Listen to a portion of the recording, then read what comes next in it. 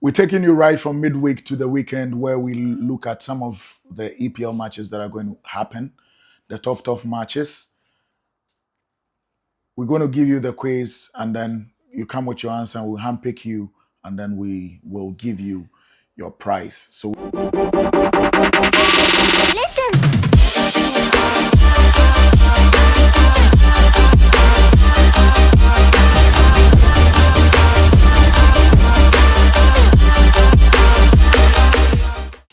with me here is Papa Julio. Papa Julio, welcome. Thank you. So we're moving right from the top teams in Champions League, and then we're going to the weekend matches. That is going to help separate the boys from the men. Yeah. So on our table tonight, we're going to look at all the big matches that are going to happen. Yeah. Manchester United versus Fulham. I think with the form that Man United are in, we should be expecting them to win. But let's not underestimate Fulham with their decent form that they are also on. They are on a run, which they are very difficult to lose, but they are easy to concede. That's one thing. But going into this game, I mean, Fulham will have nothing to lose. There's no pressure on them. It's only Man United that has got the pressure to deliver something for the season, for people to know that, I mean, the form that they are putting up is really, it's not a fluke. You understand?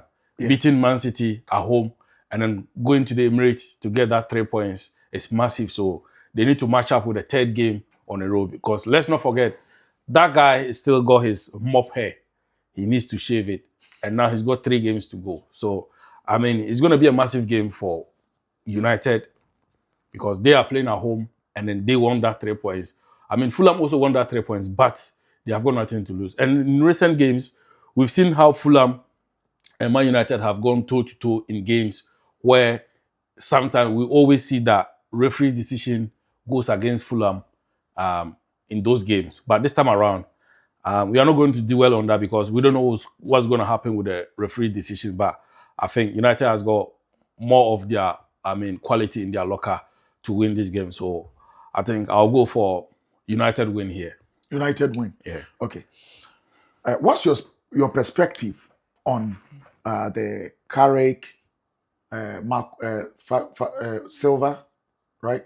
Yeah. What's your perspective on their tactics going into this game? I mean, tactics, when it comes to tactics, I would say Silva has got more, he's more experienced. But Carrick right now has got the players on his side. So, as I said in the other preview in the Champions League, you might be experienced, but if on a day, if your team does not go according to your,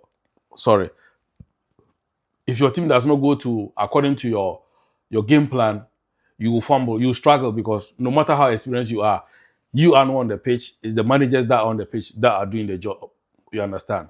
So when it comes to experience, I think Marco Silva will have more. But looking at the players' quality from both sides, I think Carrick has got more because it's United. Okay, that's a good one.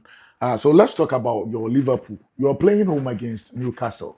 Newcastle that was able to draw against Paris Saint-Germain at the Parc des Princes. Yeah. Away in the Champions League. Yeah, I think what thoughts do you hold going into this game? Getting that result is massive for them because of the qualification and where they are now. I think second half, I watched the game and I think Newcastle should have won the game. Though the second half, it was like basketball, it was like end to end. But between those two teams, I think Newcastle got the most clear chances to put away. Harvey Barnes, on the other hand, got like 3-4 chances to bury the game. And then, I mean, they could have been in that top 8. But bringing that form into the Premier League is a different perspective because the team that they are playing is a different team from PSG. But the Premier League is more physical drain than the Champions League, how we play in foreign soil. But coming into this game, Liverpool running rampage against Karabakh, taking off most of his key players out. I think at the back side of the defense, we're gonna struggle because right now we don't know whether Konate will be playing or not because he's still on a bereavement leave. Shout out to Ibrahim Konate, be strong. he lost his father. Our condolences to you. So we don't know when he's back. And Joe Gomez is out injured. Yesterday, Frimpong got injured again. So right now we don't have a right back. It was Watara Endo that came on to play that role. So going into that Newcastle game, if you're going to play Gravenberch as centre back, I mean, I don't have a problem, but we know how rampant Newcastle will start. They will not stop running against us. It's just like how Bournemouth, we play against Bournemouth. They are not a team that sit deep and defend. They are not that, made a low block team. They will open up to play football. So I think if Slot also get his tactics right and his right pickup players, we should be winning this game. And there's a quote that says that Liverpool always beat Newcastle, especially at Anfield. So it should be one of these evening. Tomorrow, Saturday, 8 o'clock. It should be we should be running right out there and then win, because the Isaac factor comes in. But God knows why Isaac is not in this conversation, because he's out injured. If he was to play, I mean, it's always written in the script. These kind of fixtures, you always see the player come on and then score. And then, yeah. So what's your prediction for the match? I'll go Liverpool win here. I know we are not going to keep clean sheet, so I'm going to go 3-1. Liverpool win here, yes. If we score first, 3-1, but if they score first, it's going to be 3-2. Okay. Yeah, because I know we can't keep clean sheet. I won't lie. Yeah. Says the Liverpool fan. I'm not going to fight him over that. Okay. That is well said. Yeah. So we'll move on directly to Tottenham, Manchester City. Oh. I think this weekend that is going to be the spectacle of the weekend. Think that is one way Arsenal fans will be looking, but Spurs fans will think they are doing Arsenal a favor, but they are not actually doing Arsenal a favor. They are doing themselves a favor, because where they lie on the league, it's not nice looking. Where they are in the Champions League, the size of their club, and where they are in the league. Last season they were there with Man United, and this season Man United has better up to be in that top 4, and they are not around it. You understand? So it's gonna be tough. And Man City, knowing that they have to win this game, because Arsenal plays on Saturday and the game is on Sunday. So regardless of Arsenal results, City would like to put the iron in the fire. You understand? To put more fire in the race. So I mean, they'll go all out, but it's always like Spurs has always been beating City. It was just this season, or was it last season, that City were able to beat Spurs at the what do you call it? Tottenham Stadium. Was one of the FA Cup, I think, and let's see if they're going to continue that form. But Thomas Frank, on the other hand, he's got a decent record against City.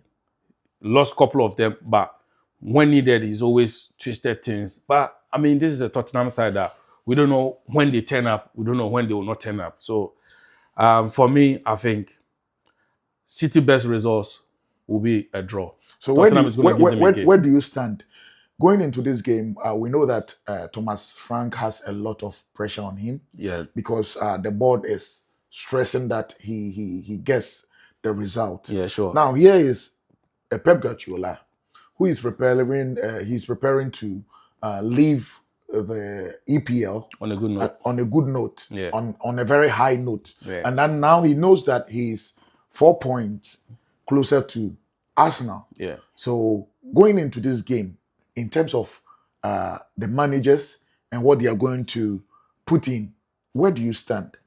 I mean, his experience will count. His players will come into play. Semenyo has been a fantastic signing for them. He's been cooking since day one. Maguire last week made his debut, and which we saw that it was a quick fire debut for him, which he really made impact in that defense, showing the world that he's the missing jigsaw in the puzzle that they've been looking for. So I think he coming in will try to calm things, bring the experience. But it's always City, you know. Their clean sheet. I can't remember the last time they had a clean sheet against the top teams. You understand? So it's always like that.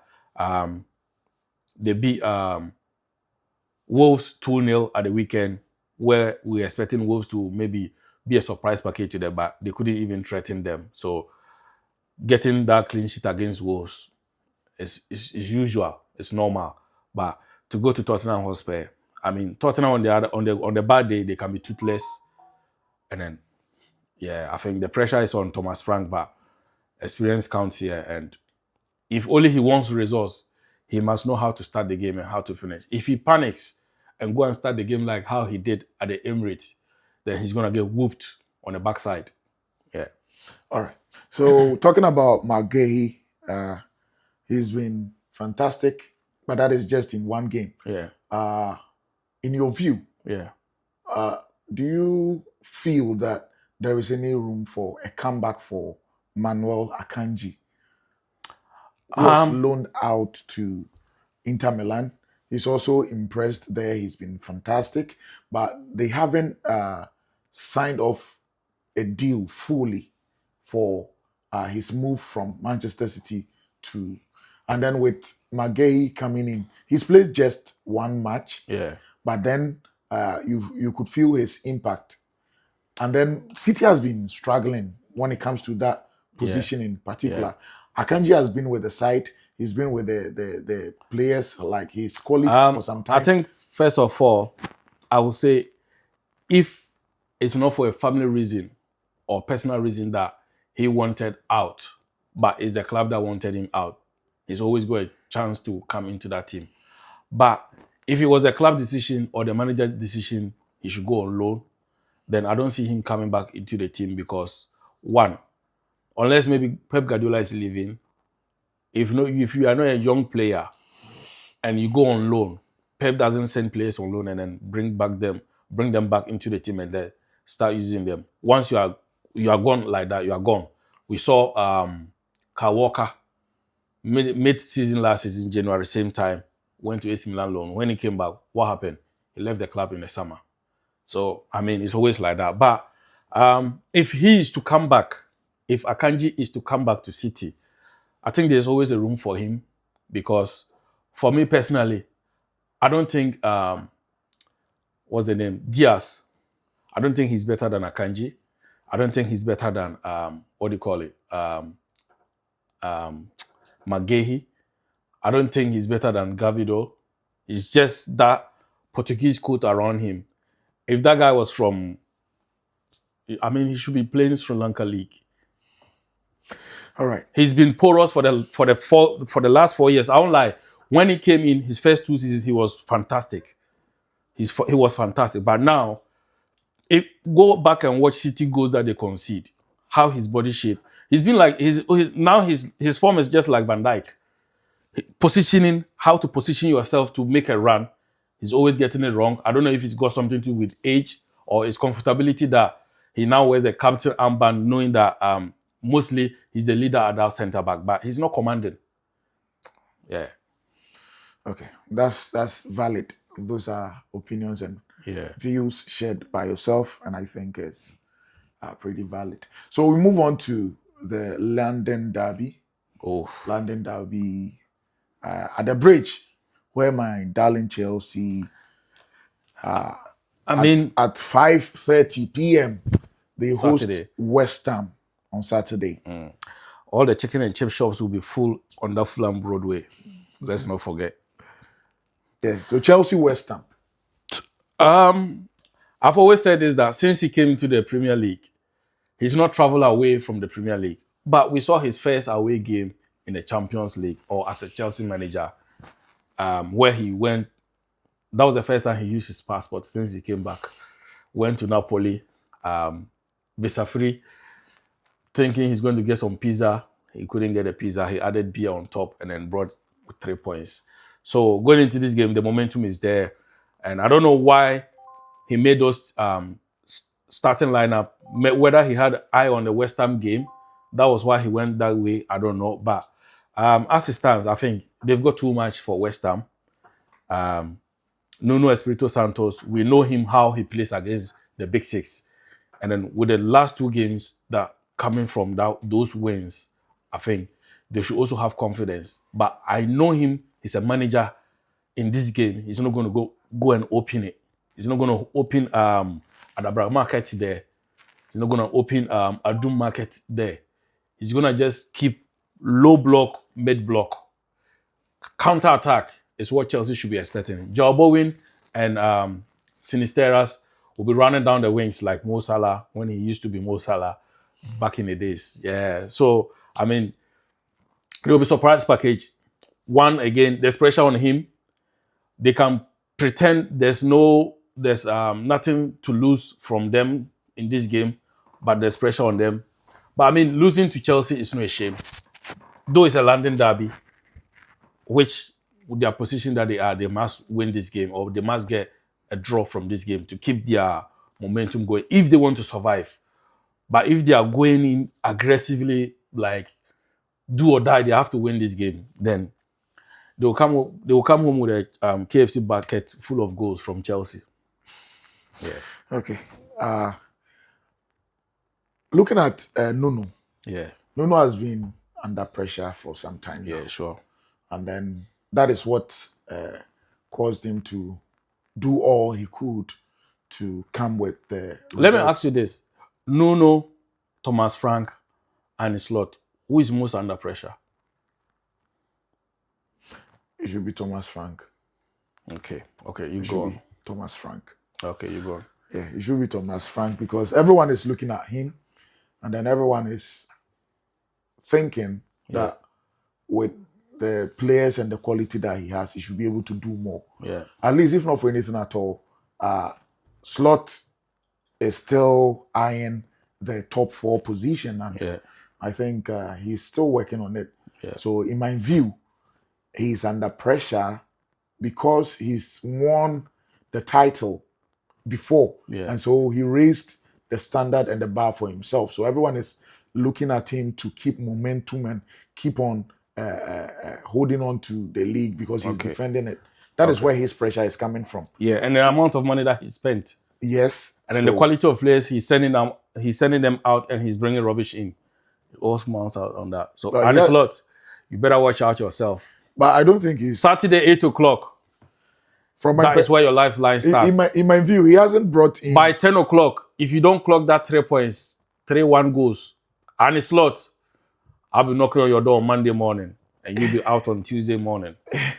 Yeah. in my view, I don't think he brought in rubbish players. I only feel that Okay, well, he's- respect to he's- that. Yeah. I retract that. yeah. I only said that because I think the players that he brought in, they were players, there are players needed and players wanted. On a scale of preference, need is always the first thing. I don't think we needed most of the signings. What I think we needed was a proper center DM. We needed a DM that could sit in front of those defense, and we needed a center back. You understand? Yeah. And we needed a proper winger, natural winger. It's a valid point. Losing Luis Diaz, we needed a proper winger to replace him. It's a valid point. However, given the chance, everyone would say his team, like the new players. Well, that he's got, trying to build his team, trying so to we should build give him that time. his team, so he needs. But his time is causing investors anyway. Let's go on. So his team needs to gel more and everything. Yeah, so let's bring he this needs one time. in. The Europa League top 8 teams that has qualified. Lyon first, Aston Villa second. What team is that? MID. It's Jalen. It's the Midlands. Real Betis fourth. Porto, Braga. What's that? Freiburg, all right. Freiburg, Roma. So the rest of them, Gen Z and Bobo, they are all down there. The Gen Z team are down there. That's Genk. Yeah. So let's go on. Yeah. So he needs time to be able to do all of these things. I hope that he gets to that point. Yeah. But then it comes back to Chelsea again. How do you see the lineup going into this game? The lineups. so I to mean, say. lineup, I think he's still gonna stick with Sanchez. Got his what do you call him? Rhys James. Yeah. He's gonna look after him. He doesn't want to lose him playing too many games. So he's going to play Rhys James. And then 4 and 5, he's going to play Badishield and Chalobah. Probably that's the reason why he rested Chalobah, didn't start him, because he can't afford to lose those. Sergio Ramos. Sergio Ramos, yes. The Sergio Ramos for Chelsea right now. And then the left back, Cucurella, is always around. And then the midfield, he's going to put a 4-2-3-1, the double pivot, Caicedo and Andre Santos. But right now that Palmer is back, I think Estevao is the one who's going to lose that spot. Don't you think he's going to play Estevao on the wing? Estevao Neto. Then he plays Kupama in the middle. Yeah, he could go that way, but I think he fancy... He'll play your Pedro. Yeah, I think he fancy Garnacho as well. He fancies Garnacho. He's been giving him so many minutes since he came. Wow. Yeah, so but let's see.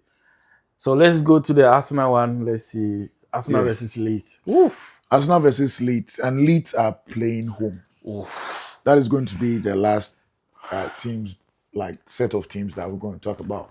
The Daniel Farke versus Mikel Arteta. Yeah, they are not safe.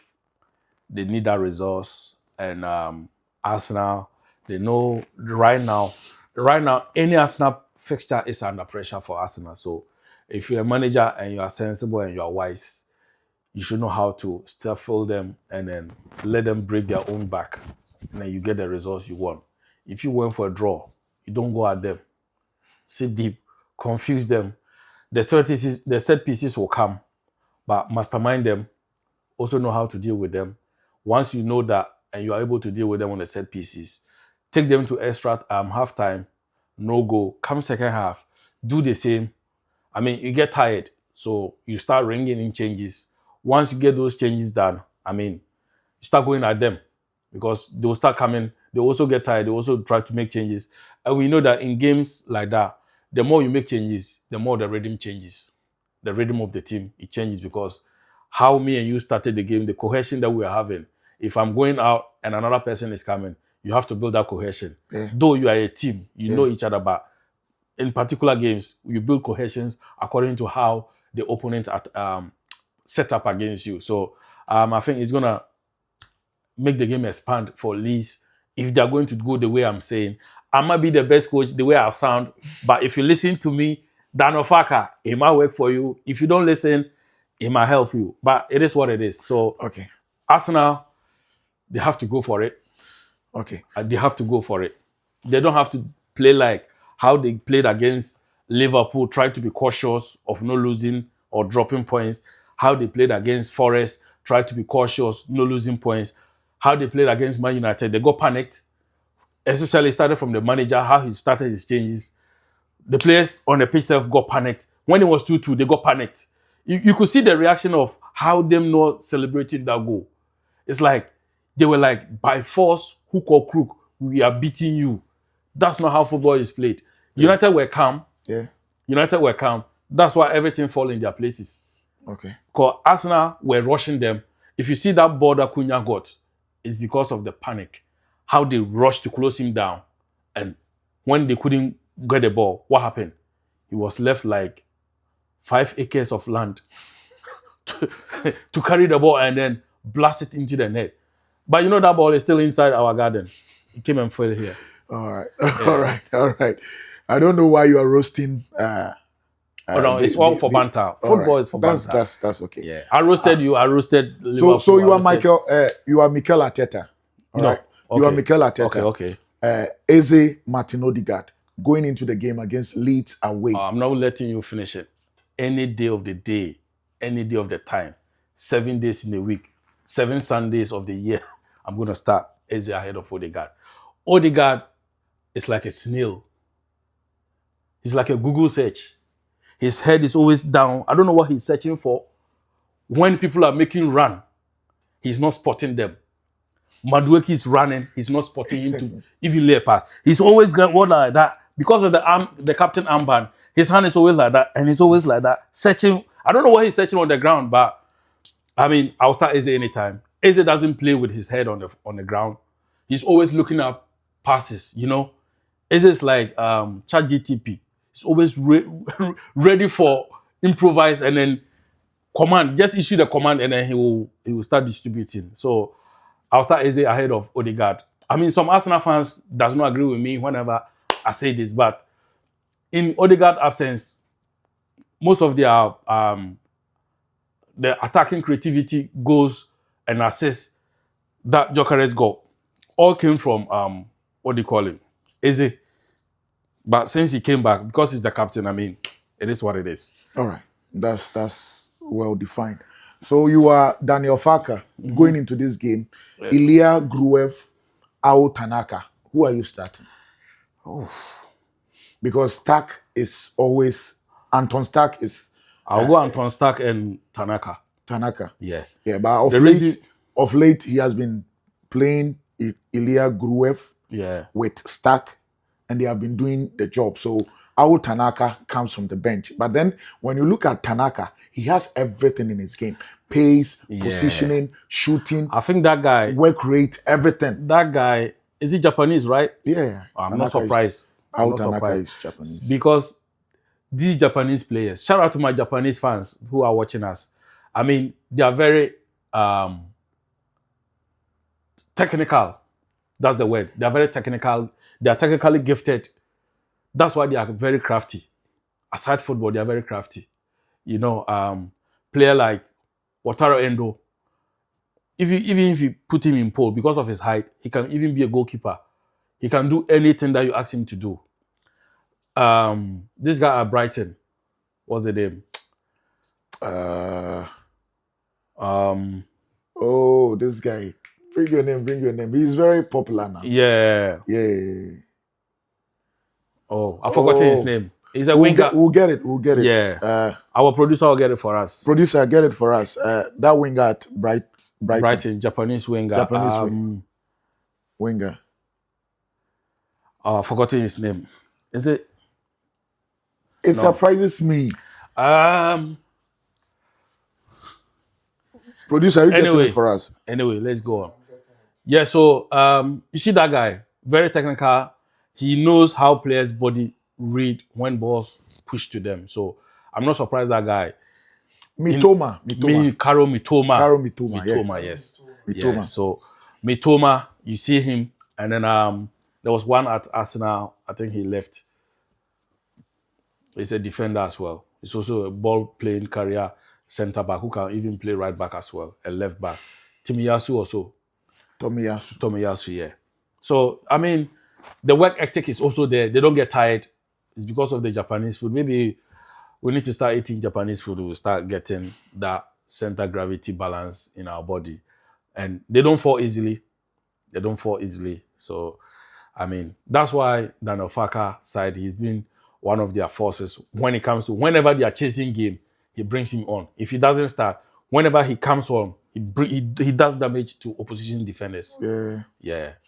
So going into this game, all right, what's your perspective on who is going to dominate the midfield? Because you know that in Daniel Farker's side, he has this guy, Ampadu. Yeah, Nathan Ampadu. Yeah. And then he has Anton Stark. Yeah. And you are opting for Ao Tanaka. Yeah. So that is how they are going to set up. Yeah. When you go to Arsenal, there is Zubimendi. Yeah. There is going to be Rice. Yeah. And who else is going to join them? Odegaard or Eze. Right? If Eze, fine. But Odegaard, he's a passenger for Arsenal. Okay, so he's been the problem for them dropping points, but they don't know. Okay, so between Zubimendi, right, and then Ethan Ampadu, who are you backing to? I think when it comes to that midfield battle, Arsenal has the quality. Let's not forget about that. They have the quality. But having the quality does not guarantee you good days any day. This is the Premier League. You can have the best team, best force, best defense, best everything, but you get beaten by the lower side of the league. So we are not going to dwell on that. But I think Nathan Ampadu is also very. He's been very good, and he's been very consistent. Yeah. That is why I brought it up. Yeah. Not to say that or not to take the fact that Zubimendi is a very top player.